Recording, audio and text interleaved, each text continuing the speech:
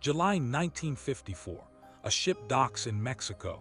When the doors open, 88 people are dead. This is backbone history, where we uncover the stories they don't want you to remember.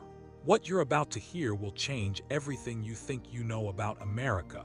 The U.S. government launched the largest mass deportation in history. Over 1 million people removed in months. They called it Operation Wetback. Yes, that was the official name. The man in charge had studied Nazi deportation methods. American citizens were deported to countries they'd never seen. And then, the economy collapsed. Stay connected, because this story will shock you. July 1954, and the port of Veracruz, Mexico is about to witness something that will be buried in history for 70 years. The cargo ship Mercurio sits heavy in the water, having just completed an 18-hour journey from Port Isabel, Texas. And as the Mexican dock workers approach to open the massive steel doors of the lower cargo hold, they have no idea what's waiting for them inside. The smell hits first, a wave of heat, sweat, human waste, and something worse, something that makes even hardened port workers step back and cover their faces. When the doors finally swing open, revealing the dark interior to the brutal Mexican sunshine, what they find will haunt them for the rest of their lives. 88 bodies stacked and sprawled across the metal floor, men who just hours ago were alive, breathing, hoping, and now reduced to cargo themselves. These aren't soldiers who died in battle. They're not victims of some natural disaster. These are deportees, human beings who were loaded onto this ship by the United States government as part of the largest mass deportation operation in American history. An operation with a name so racist, so brazenly offensive that when I tell you what it was officially called, you'll think I'm making it up. Operation Wetback. Yes, that was the real name.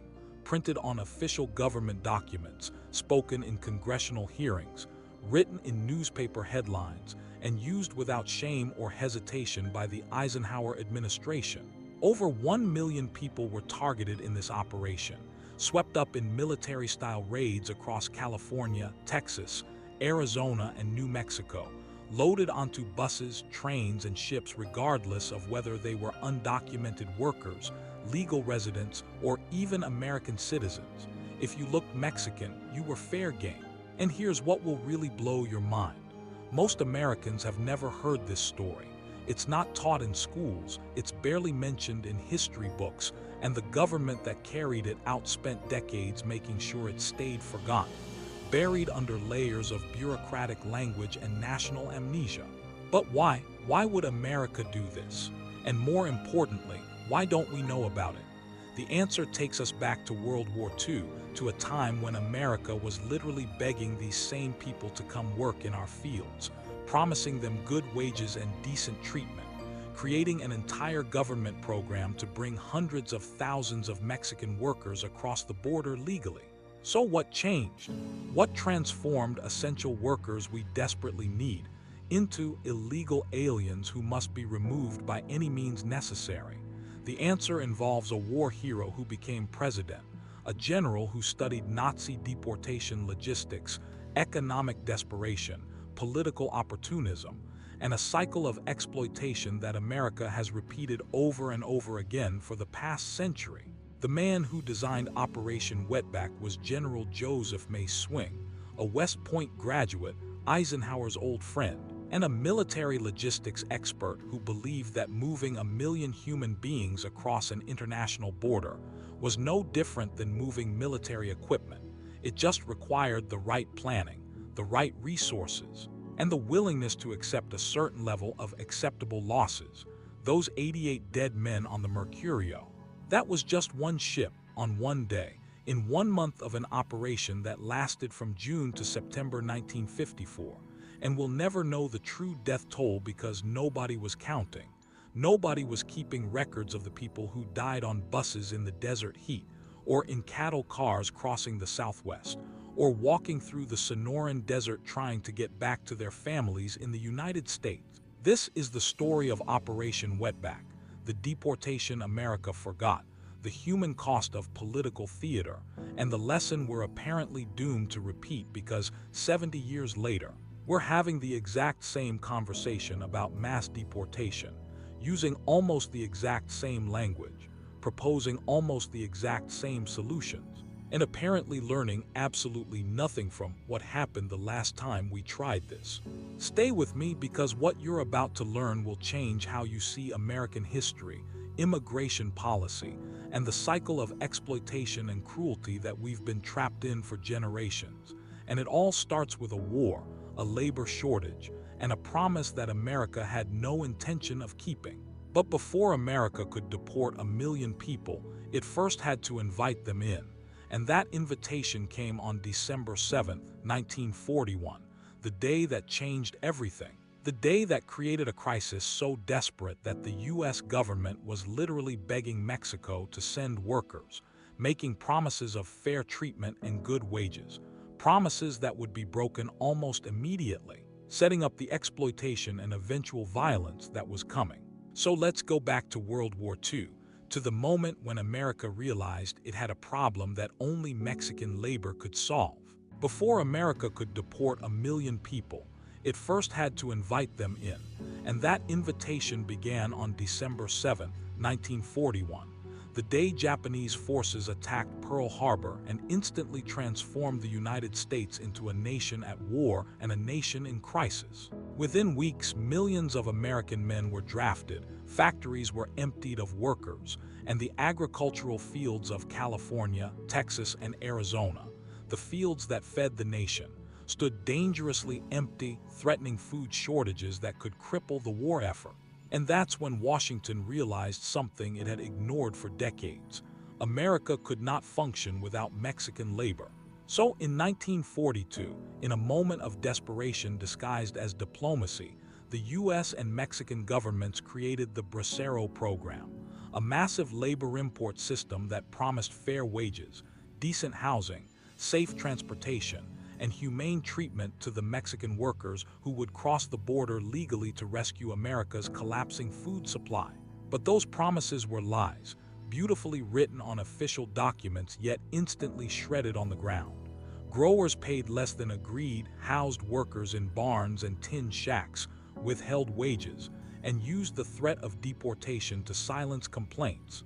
Still, hundreds of thousands came because something was better than nothing, and the border became a revolving door, legal workers arriving with paperwork, and tens of thousands more following them because the fields needed bodies, and nobody cared whether the hands picking the crops had contracts or not.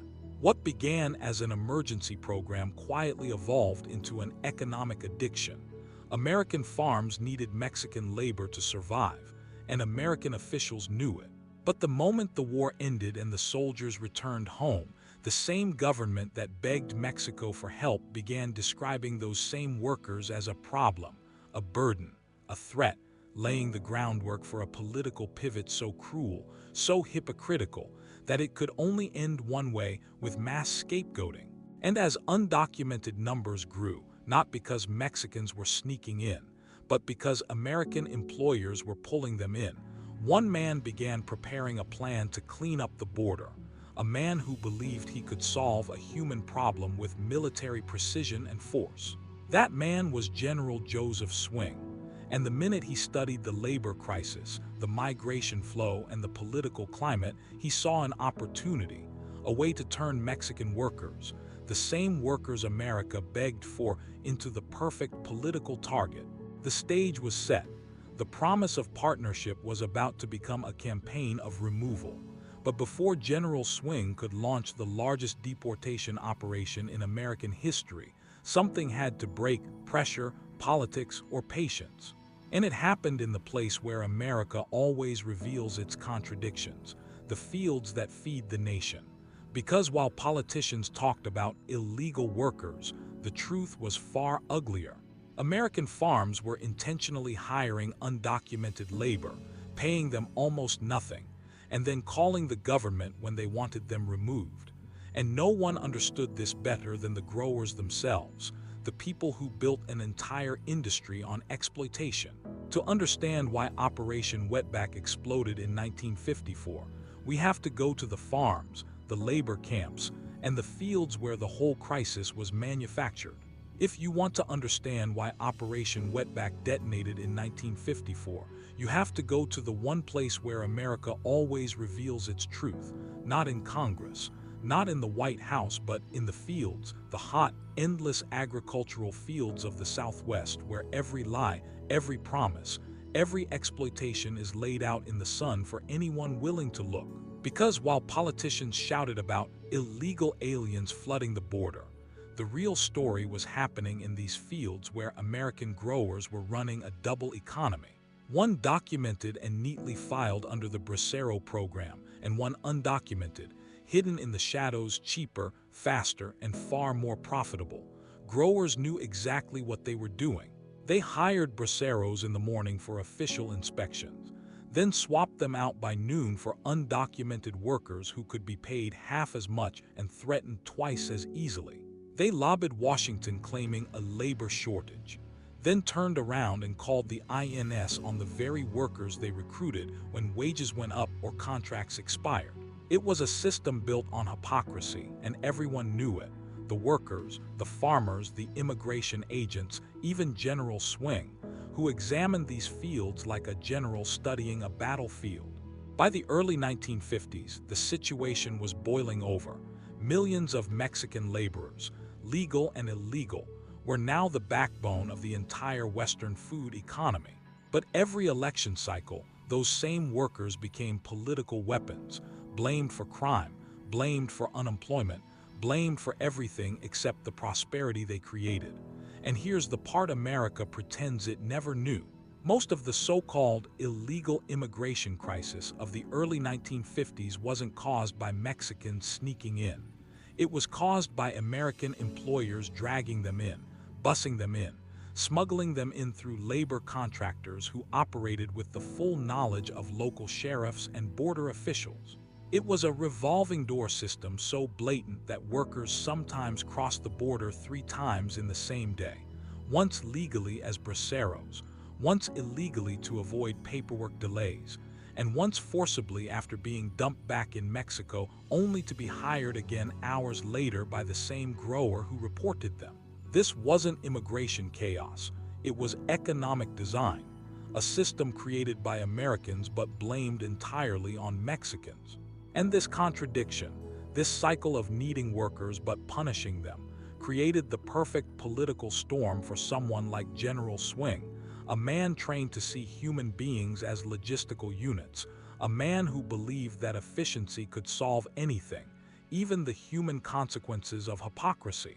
By 1953, Swing concluded that the only way to fix the border was to treat it like a military supply chain, identify the bottlenecks, clear the obstacles, and remove the excess units. Those excess units were people, men, women, children, families, who had spent a decade feeding America. And Swing had a plan to remove them en masse. But before the operation could begin, he needed something else, a justification, a spark, an excuse big enough to convince the public that 1 million people needed to be swept away.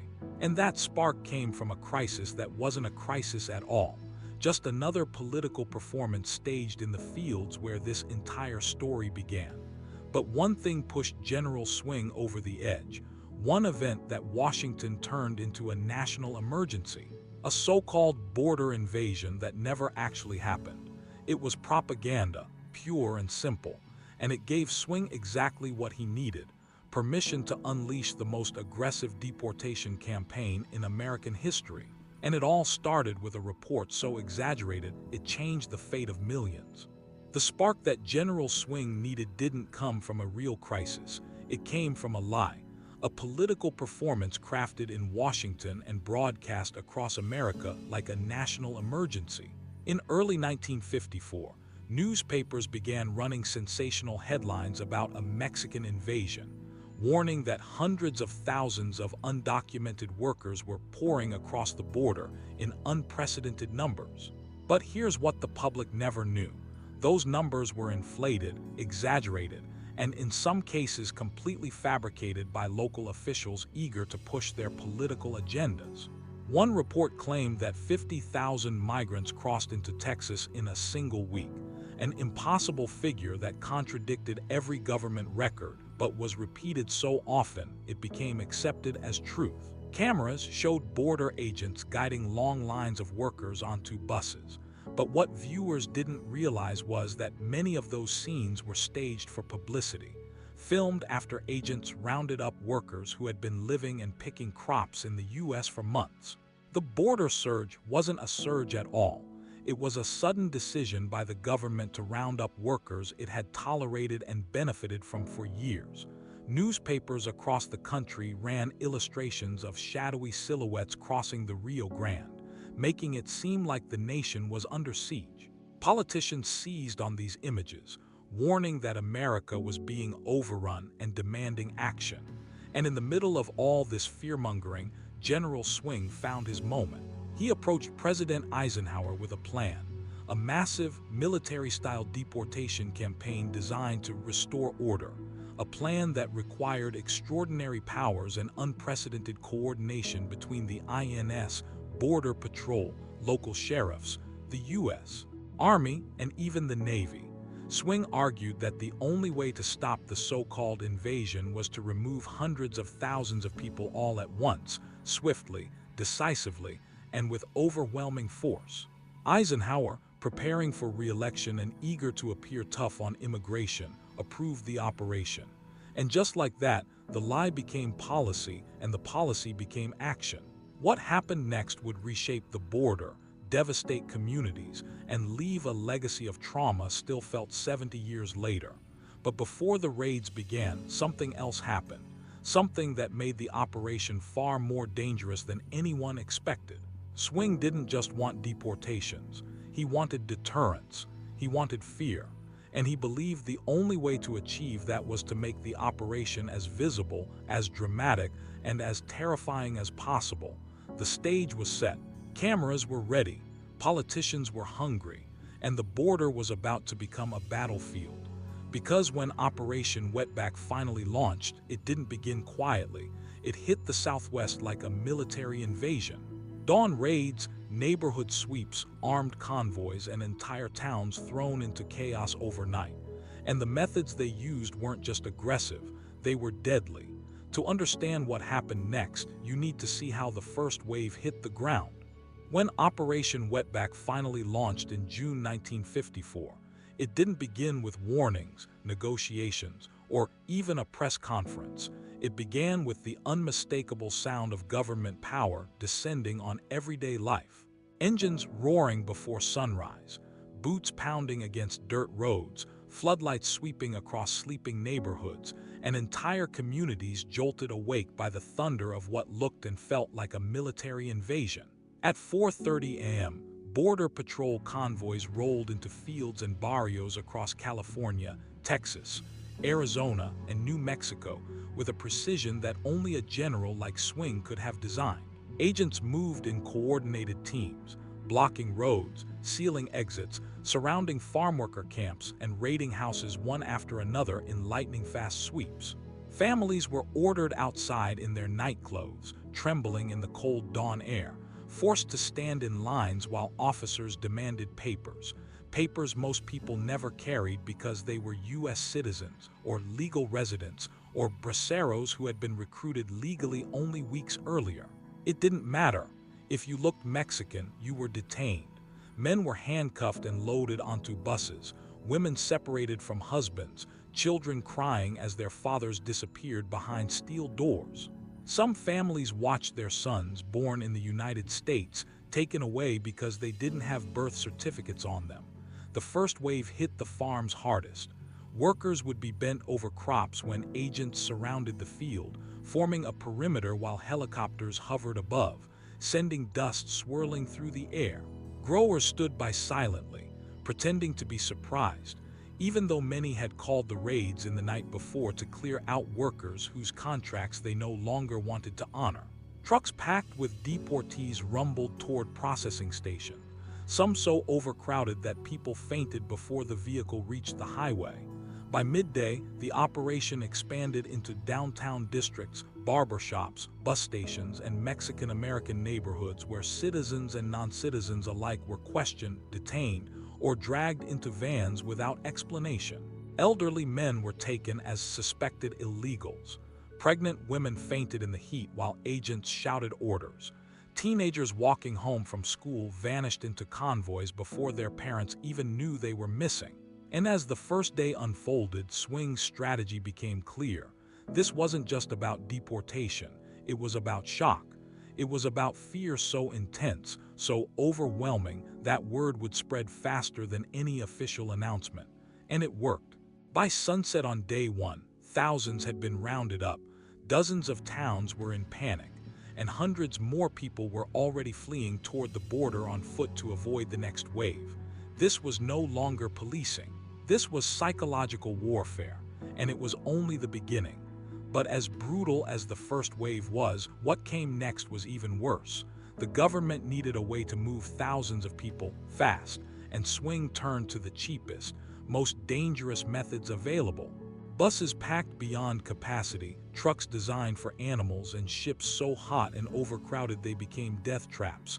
And the horror on the Mercurio, that wasn't an accident, it was a preview. Once the raids began, the United States found itself drowning in the consequences of its own brutality. Thousands of people detained in a single morning, tens of thousands by the end of the week, and no humane way, nor any intention, to move them across hundreds of miles of blistering desert terrain.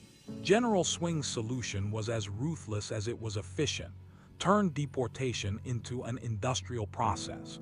Buses built for schoolchildren were gutted and refitted into human cages, packed so tightly that men stood chest to back with no room to sit, their sweat dripping from the ceiling like rain. Livestock trucks, still dusted with hay, were commandeered to transport human beings as if they were cattle, metal slats locking them into place as heat inside reached oven-like temperatures. And when even those weren't enough, the government chartered aging cargo ships, rusted hulls, broken ventilation systems, metal floors hot enough to scorch bare skin, to ferry deportees hundreds of miles to Veracruz. These ships weren't designed for people.